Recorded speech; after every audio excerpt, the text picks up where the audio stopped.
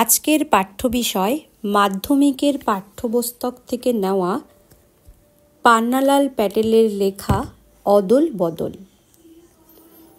তো পাঠ্য বই থেকেই আমি পাঠ করছি।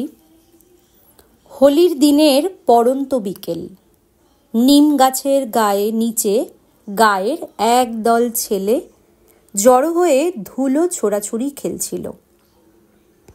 হাত ধরাধরি করে অমৃত ও ইসাব ওদের কাছে গেল। দুজনের গায়েই সেদিনকার তৈরি নতুন জামা। রং, মাপ, কাপড় সব দিক থেকেই এক রকম। এরা দুজনে একই স্কুলে একই ক্লাসে পড়ে। রাস্তার মোড়ে এদের বাড়ি দুটো মুখোমুখি। দুজনের বাবাই পেশায় চাষি, জমিও প্রায় সমান সমান। দুজনকেই সাময়িক বিপদ আপদে সুদে ধার নিতে হয়। বলতে গেলে ছেলে দুটোর সবই একরকম। তফাৎ শুধু এই যে অমৃতের বাবা মা আর 3 ভাই রয়েছে, ইসাবের আছে শুধু তার বাবা।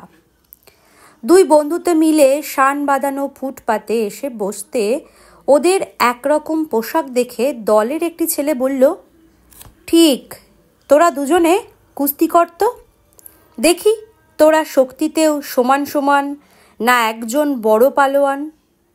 আরেকটি ছেলে চেঁচিয়ে উঠল, লড়ে যা তোরা, বেশ মজা হবে। ইসব অমৃতের দিকে তাকালো। অমৃত দৃঢ় স্বরে বলল, না, তাহলে মা আমাকে ঠ্যাঙাবে। অমৃতের অত জোর দিয়ে বলার কারণ ছিল, বাড়ি থেকে বেরোবার সময় ওর মা সাবধান করে দিয়েছিলেন, নতুন জামা পাবার জন্য তুমি কি কাণ্ডটাই না করেছিলে, এখন যদি তুমি জামা ময়লা করে বা ছিঁড়ে আসো তাহলে তোমার কপালে কি আছে মনে রেখো। অমৃত সত্যি তার বাবা মাকে খুব জ্বালিয়েছে। শোনা মাত্র অমৃত ফতোয়া জারি করে দিল, ঠিক ইসাবের মতো জামাটি না পেলেও স্কুলে যাবে না।